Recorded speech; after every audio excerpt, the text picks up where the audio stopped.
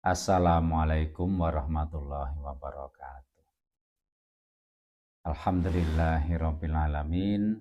Allahumma sholli wa sallim wa barik ala Muhammad wa ala alihi wa ashabihi ajmain amma ba'du. Bapak Ibu yang dirahmati Allah, tidak lupa mari senantiasa kita bersyukur pada Allah atas limpahan nikmat yang selalu diberikan pada kita semuanya, yang mana nikmat Allah yang diberikan pada kita terlalu banyak setiap harinya sehingga tidak ada manusia yang mampu untuk menghitungnya. Oleh karena itu, marilah nikmat Allah yang selalu diberikan pada kita ini kita syukuri bersama dengan bacaan tahmid. Alhamdulillahirabbil alamin. Salawat dan salam senantiasa tercurah pada junjungan kita Nabi Muhammad Sallallahu Alaihi Wasallam, keluarga, sahabat, serta para penegak risalahnya. Ibu bapak, jamaah yang dirahmati Allah, dalam kehidupan kita ini Allah memberikan kita ada yang nikmat, ada juga ujian ataupun cobaan yang ini selalu silih berganti dalam kehidupan kita. Allah berfirman dalam surat Al-Ankabut ayat 2, A'udzubillahi minasyaitonirrajim. Ahasiban nasu ayyudraku ayyakulu amanna wa hum la yuftanun.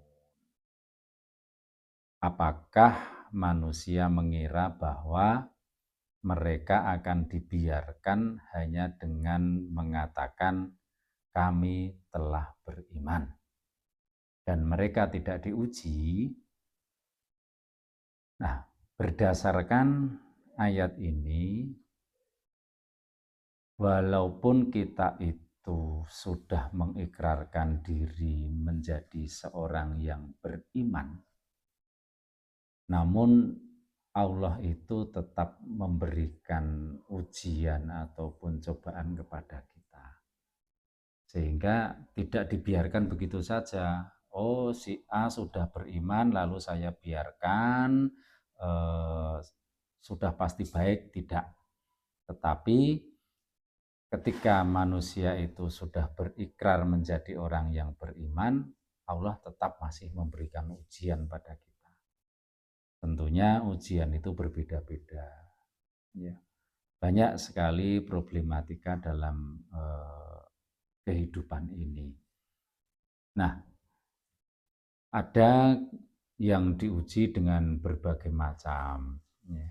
Ada yang diuji dengan keturunan, ada yang diuji dengan ekonomi, ada yang diuji dengan hubungan dengan orang tua, pasangan, dan sebagainya.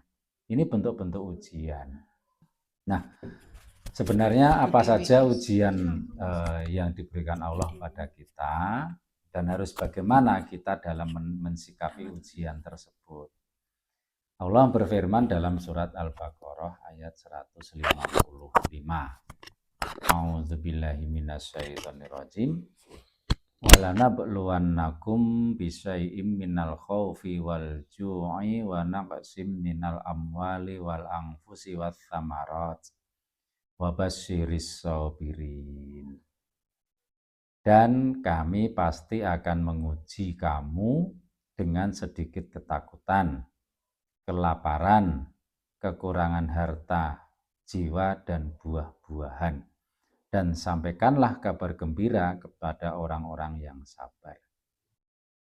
Jadi Allah jelas di situ akan memberikan ujian pada siapapun, pada manusia. Yang pertama, manusia itu diuji dengan rasa takut. Ya, takut kepada siapapun. Ketika ada rasa takut, ada rasa cemas, ada rasa was-was, itu bentuk-bentuk ujian Allah pada kita semuanya. Ketika kita mau melakukan sesuatu tapi punya rasa was-was, nanti kalau terjadi ini bagaimana, terjadi itu bagaimana, itu sebuah ujian juga. Nah, ingin mendaftar umroh, ingin mendaftar haji, tapi takut naik pesawat, nah itu juga sebuah ujian.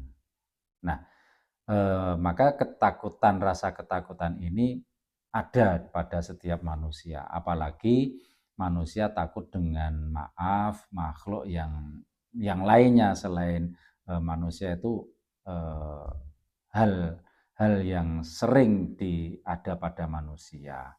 Nah, maka ketakutan ini juga harus kita tepis. Sebenarnya dalam ajaran akidah tiada yang ditakuti kecuali hanya Allah. Nah, yang kedua diuji dengan rasa lapar. Lapar ini juga persoalan setiap hari. Karena dengan lapar itu kadang perut menjadi sakit, apalagi yang punya penyakit mah, asam lambung dan sebagainya, ini akan menjadi alasan. Sehingga lapar ini kalau tidak kita kendalikan ya membuat manusia itu bisa emosi dan sebagainya. Pulang kerja kondisinya lapar, dan sampai rumah belum ada makan, lah apa yang kita lakukan? Ya, kalau kita marah dan sebagainya ya berarti kita itulah ujian lapar. Sedangkan lapar kita kan sebenarnya tidak sampai berhari-hari. Berbeda dengan saudara kita yang ada di Palestina dan sebagainya. Bahkan bisa sampai 2-3 hari bahkan lebih. Nah, lapar kita paling hanya berapa jam gitu ya. Tapi kadang kita sudah merintih dalam kesakitan lapar tersebut. Maka yang ketiga yaitu ujian kekurangan harta. Harta ini juga menjadi vital dalam kehidupan kita. Nah, sebagian besar di masyarakat orang itu melihat harta itu adalah melihat ke atasnya. Tetangga bisa beli ini, itu, bisa beli mobil dan sebagainya.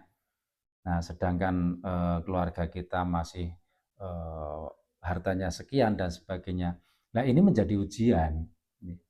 Nah, setiap ujian tersebut pasti ada langkah-langkah untuk meraih atau keluar dari ujian. Contoh ketika diuji dengan kekurangan harta, bagaimana langkah kita? Kadang ada juga orang yang melangkah untuk memenuhi kebutuhan itu dengan jalan yang pintas. Jalan yang memang itu tidak diridhoi oleh Allah. Entah itu jalan yang mau korupsi kah atau jalan yang seperti apa, lah itu menjadi ujian bagi kita semuanya. Lah, sebaiknya bagaimana ketika kita mendapatkan ujian-ujian tersebut? Yaitu dengan sabar. Nah, sabar itu bagaimana? Ayat selanjutnya, alladzina idza asabathum musibah qalu inna lillahi wa inna ilaihi rajiun. Jadi orang sabar itu apabila ditimpa oleh musibah, maka dia mengatakan inna lillahi wa inna ilaihi rajiun. Nah, kalimat inilah yang harus selalu terucap pada diri kita, seorang muslim, seorang yang beriman. Kalimat-kalimat islami, innalillah, masya Allah, subhanallah, itu seharusnya ada pada lisan kita setiap harinya. Sehingga ketika kita mendapatkan sesuatu, baik itu yang menakjubkan, yang musibah dan sebagainya, lesan yang komentar itu adalah komentar-komentar yang islami. Barangkali ini yang bisa kami sampaikan. Prinsipnya semakin orang itu beriman, maka ujian Allah tetap masih ada pada diri kita. Sehingga kualitas iman kita juga nanti ujiannya juga semakin berat. Maka kita tetap berdoa, jangan sampai kita terpleset dalam kehidupan ini dan berpegang teguh pada rasa keimanan kita. Terima kasih. Assalamualaikum warahmatullahi wabarakatuh.